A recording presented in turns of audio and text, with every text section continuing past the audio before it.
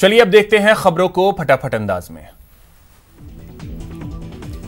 कांग्रेस आज गलवान घाटी में शहीद हुए सेना के जवानों को याद कर रही है। इस सिलसिले में कांग्रेस ने आज प्रदेश भर में विशेष कार्यक्रम का आयोजन किया। बीकानेर के गांधी पार्क में कांग्रेस की ओर से लद्दाख के गलवान में शहीद हुए जवानों की याद में श्रद्धांजलि सभा का आयोजन किया गया, जिसमें कांग्रेस के तमाम पदाधिकारी और कार्यकर्ताओं ने शहीदों को नमन किया। गलवान में शहीद हुए जवान को लेकर आज प्रदेश भर में कांग्रेस की ओर से शहीदों को सलाम कार्यक्रम का आयोजन किया गया। इसी कड़ी में बीकानेर में मंत्री बीडी कल्ला भी आज गांधी पार्क पहुंचे और उन्होंने शहीदों को श्रद्धांजलि दी। अजमेर के गांधी भवन चौराहे पर एनएसयूआई की ओर से गलवान घाटी में शहीद हुए जवानों को श्रद्धांजलि दी गई और उनकी याद में मुंडन कराया। अजमेर के वार्ड 58 में बीजेपी पार्षद की ओर से गलवान के शहीदों की याद में रक्तदान शिविर का आयोजन किया गया। कोटा में अखिल भारतीय कांग्रेस कमेटी ने शहीद स्मारक पर सोशल डिस्टेंसिंग का पालन करते हुए शहीदों को श्रद्धांजलि दी। बाड़मेर जिला कांग्रेस कमेटी की तरफ से लद्दाख के गलवान घाटी में शहीद हुए वीर जांबाजों को श्रद्धांजलि अर्पित की गई। शहीद सर्किल पर कांग्रेस पार्टी के जिलाध्यक्ष फतेह मोहम्मद की ओर से श्रद्धांजलि सभा का आयोजन किया गया। गलवान घाटी में शहीद हुए देश के वीर सैनिकों को श्रद्धांजलि देने के लिए दौसा में भी कार्यक्रम का आयोजन हुआ। विधायक मुरारी लाल मीणा के नेतृत्व में कांग्रेसी कार्यकर्ताओं ने शहीदों को श्रद्धांजलि दी। अलवर शहर के कंपनी बाग शहीद स्मारक पर कांग्रेस कमेटी की ओर से चीन बॉर्डर पर शहीद हुए सैनिकों को श्रद्धांजलि दी गई। बांसवाड़ा में कांग्रेस कमेटी की ओर से गांधी मूर्ति पर श्रद्धांजलि कार्यक्रम का आयोजन किया गया। कार्यक्रम में टीएडी मंत्री अर्जुन बामनिया ने पुष्पांजलि अर्पित कर शहीदों को श्रद्धांजलि दी। भीलवाड़ा में भी शहीदों की याद में कांग्रेस कार्यालय में शहीदों के सलाम दिवस के रूप में कार्यक्रम का आयोजन हुआ।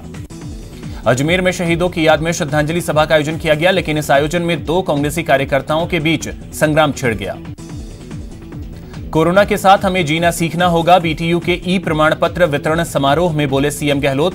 सभी करें हेल्थ प्रोटोकॉल का पालन। कोटा में आज मंत्री शांति धारीवाल ने 900 करोड़ के विकास कार्यों का निरीक्षण किया और अधिकारियों को गुणवत्ता के साथ समय पर काम पूरे करने के निर्देश दिए। यूडीएच मंत्री शांति धारीवाल ने योग गुरु बाबा रामदेव की कोरोनिल दवा को लेकर चल रहे विवाद पर तंज भी कसा। धारीवाल ने कहा कि बाबा के पास हर मर्ज की दवा है और वो मरे हुए को भी जिंदा कर सकते हैं। जयपुर समेत पूरे प्रदेश में आवास योजनाओं की हकीकत न्यूज 18 राजस्थान प्रमुखता से दिखाने के बाद इसका असर हुआ है। इसको लेकर एक्शन में आई सरकार ने पूरे प्रदेश के निकायों में अधूरे प्रोजेक्ट्स की जानकारी मांगी है। राजस्थान में कोरोना पॉजिटिव मरीजों की संख्या 16,387 हो गई है। आज 91 नए केस सामने आए। राजस्थान में कोरोना से अब तक 380 लोगों की मौत हुई है। इनमें जयपुर में सबसे ज्यादा 152 मौतें दर्ज की गई। जयपुर में आज कोरोना के 15 नए केस सामने आए हैं, जिसकी वजह से जिले में कुल केस 3,163 हो गए। बूंदी के विकास नगर के 23 साल के युवक के कोरोना पॉजिटिव आने से प्रशासन में हड़कंप मच गया। जोधपुर में कोरोना पॉजिटिव से नेगेटिव हुए 31 मरीजों को डिस्चार्ज किया गया। शहर में अब तक कुल 2,173 लोगों को अस्पताल से डिस्चार्ज किया जा चुका है। अलवर की सेंट्रल जेल में कोरोना की एंट्री हो गई है। यहां जेल में 2 कैदी कोरोना पॉजिटिव पाए गए। अजमेर सेंट्रल जेल में अब तक 400 कैदी और जेल स्टाफ की कोरोना की जांच हो चुकी है। राहत की खबर यह है कि अब तक सभी जांच रिपोर्ट नेगेटिव आई है। कोटा में चलती बाइक पर मोबाइल लूट की वारदात को अंजाम देने वाले 2 बदमाशों को पुलिस ने गिरफ्तार किया। करौली हिंडौन सिटी के मोड़ क्षेत्र में एक बड़े व्यापारी के बेटे की गला रेतकर हत्या कर दी गई। पुलिस मामले की जांच कर रही है। अलवर के सदर क्षेत्र में एक प्रेमी ने धारदार हथियार से प्रेमिका की हत्या कर दी और खुद भी सुसाइड का प्रयास किया, जिसको घायल हालत में अस्पताल में भर्ती किया गया। डूंगरपुर के बिछीवाड़ा में एक महिला ने अपने घर में फांसी का फंदा लगाकर सुसाइड कर लिया। पुलिस ने शव का पोस्टमार्टम करवाकर मामले की जांच शुरू कर दी है। अलवर के बानसूर कस्बे में एक युवक का शव पेड़ से लटका मिला। शव के मिलने से पूरे इलाके में सनसनी फैल गई। चूरू के राजगढ़ में राजेंद्र गढ़वाल हत्याकांड में एसओजी टीम को एक और सफलता हाथ लगी है। पुलिस ने एसओजी की टीम ने एक और आरोपी को गिरफ्तार कर लिया। कोटा के शिवपुरा सहित कई इलाके देर रात बाइक सवार बदमाशों की वजह से सख्ते में आ गए।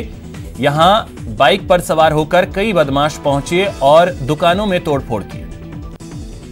दौसा जिले के बहुचर्चित पेंशन घोटाले में जिला कलेक्टर ने बड़ी कार्रवाई करते हुए 37 मित्र केंद्रों को स्थायी रूप से बंद कर दिया। अलवर पुलिस ने राह चलते लोगों से मोबाइल छीनने वाले 2 बदमाशों को गिरफ्तार किया। अलवर के कोतवाली थाने में अज्ञात चोरों ने एक किराना की दुकान को निशाना बनाया और दुकान से 12,000 की नकदी पार कर ली। नागौर के कुचामन मारोठ इलाके में 2 पक्षों के बीच खूनी जंग में एक शख्स की मौत हो गई। बाड़मेर में डिस्कॉम की 77 टीमों ने जिले के 4 विद्युत डिवीजन में अप्रैल से जून महीने तक 1387 जगहों की जांच की, जिसमें से करीब 738 जगहों पर बिजली चोरी के मामले पकड़े गए। उदयपुर की एसीबी की टीम ने बड़ी कार्रवाई की है। एसीबी ने कार्रवाई करते हुए जिले के गंगरार पंचायत समिति के विकास अधिकारी को 50,000 की रिश्वत लेते हुए गिरफ्तार कर लिया।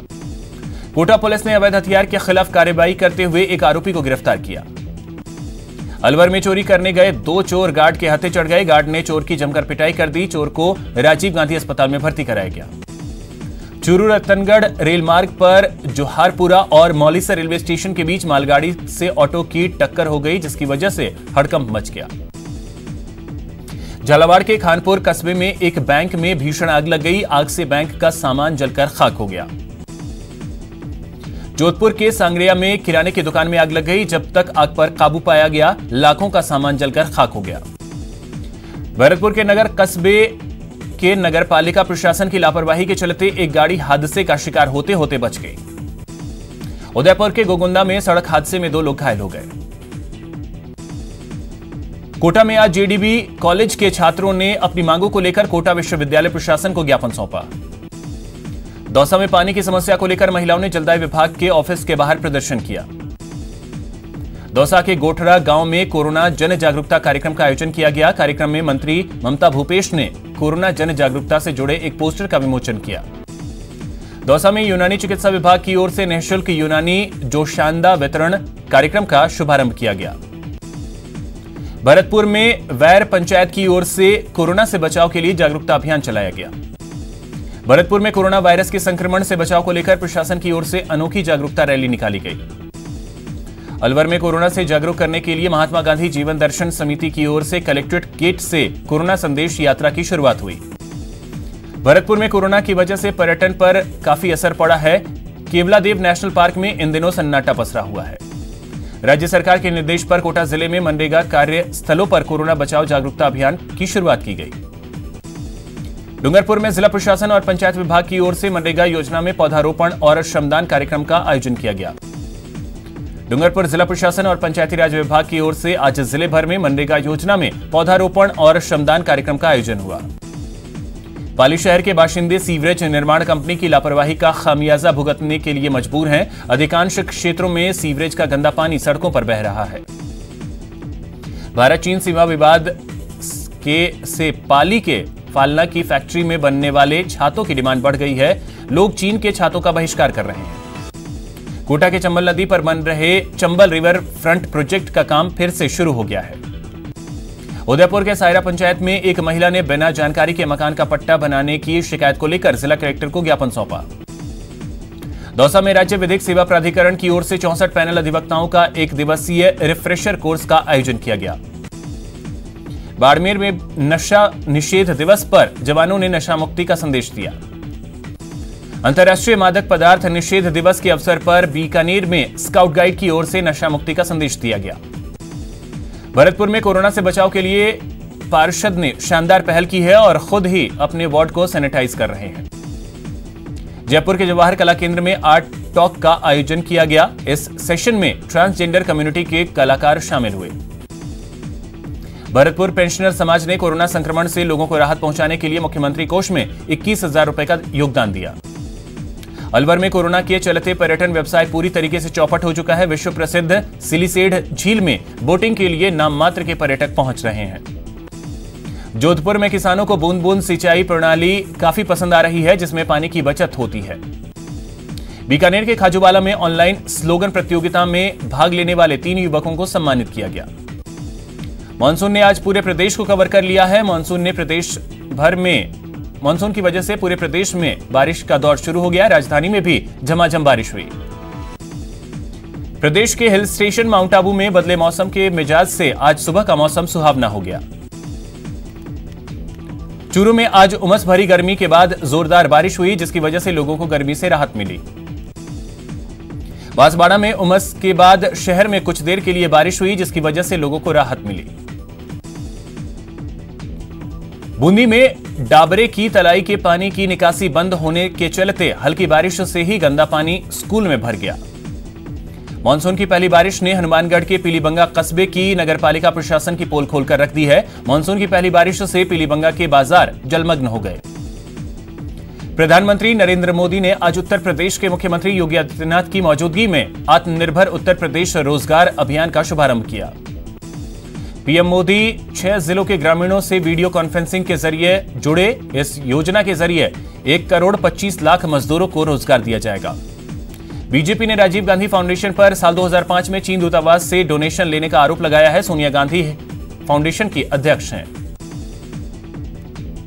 प्रधानमंत्री रिलीफ फंड को लेकर जेपी नड्डा ने कांग्रेस पर प्रहार किया है। नड्डा ने कहा कि यूपीए कार्यकाल में राजीव गांधी फाउंडेशन को दिया गया था फंड से पैसा। ट्विटर पर डॉक्यूमेंट भी शेयर किया।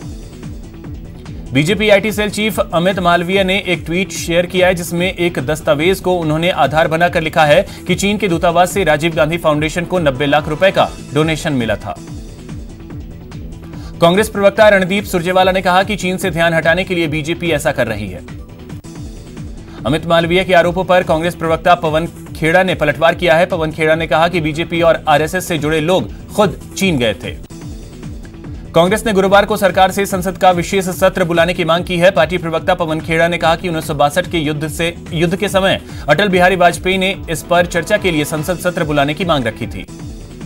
कानपुर बालिका गृह में मामले में प्रियंका गांधी को उत्तर प्रदेश बाल संरक्षण आयोग ने नोटिस भेजा है। प्रियंका गांधी ने कानपुर मामले में फेसबुक पोस्ट लिखा था। आयोग ने 3 दिन में प्रियंका गांधी से खबर का खंडन मांगा है। 12 अगस्त तक नहीं चलेंगी रेगुलर ट्रेनें, सिर्फ स्पेशल ट्रेन चलाने की इजाजत। 1 जुलाई से 12 अगस्त तक की बुकिंग रद्द। सीबीएसई और आईसीएसई बोर्ड की बाकी परीक्षाएं रद्द। 1 से 15 जुलाई तक होने वाले थे एग्जाम। बिहार में एक बार फिर आसमानी आफत ने 88 लोगों की जान ले ली। यहां आकाशीय बिजली गिरने से गोपालगंज में सबसे ज्यादा 14 लोगों की मौत हो गई। उत्तर प्रदेश में कोरोना संकट के बीच प्रकृति का कहर लोगों पर टूटा है। गुरुवार को मानसूनी बारिश के दौरान आसमानी बिजली गिरने से 24 लोगों की मौत हो गई। देश में 24 घंटे में 17,296 नए मामले कोरोना के सामने आए हैं। कुल मामलों की संख्या 4,90,000 के पार पहुंच गई। देश में एक दिन में कोरोना से 407 लोगों की मौत हुई है। कोरोना से मौत का कुल आंकड़ा 15,031 हो गया है। हैदराबाद के बेगम बाजार में कोविड-19 महामारी के मद्देनजर 28 जून से एक सप्ताह के लिए लॉकडाउन लगाया जाएगा। तेलंगाना में गुरुवार को कोरोना के 920 नए मामले सामने आए और 327 लोगों को अस्पतालों से छुट्टी मिल गई। उत्तर प्रदेश में कोरोना के मामले तेजी से बढ़ रहे हैं। यूपी में अब 20,000 के पार कोरोना पॉजिटिव केस हो चुके हैं।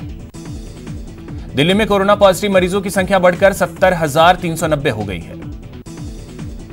महाराष्ट्र में कोरोना पॉजिटिव मरीजों की संख्या बढ़कर 1,42,000 के पार पहुंच गई, जबकि 73,792 लोगों को डिस्चार्ज किया गया। 6,739 लोगों की मौत हो गई। 16 साल की टिकटॉक स्टार सिया कक्कड़ ने सुसाइड कर लिया है। सिया सोशल मीडिया पर पॉपुलर सेलिब्रिटी थी। इस खबर से उनके प्रशंसक काफी हैरान हैं। चीन की दादागिरी कम करने के लिए अमेरिका बड़ा कदम उठाएगा। अमेरिका यूरोप से अपने सैनिकों को एशिया में तैनात करेगा। अमेरिकी विदेश मंत्री माइक पोम्पियो ने कहा कि भारत जैसे कई देशों के लिए खतरा पैदा कर रही चीन की सेना।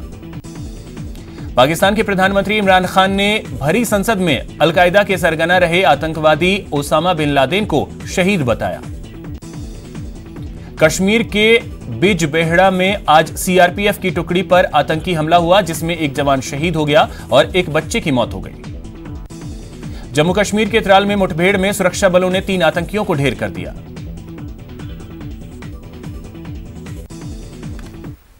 यहां रुकेंगे एक छोटे से ब्रेक के लिए।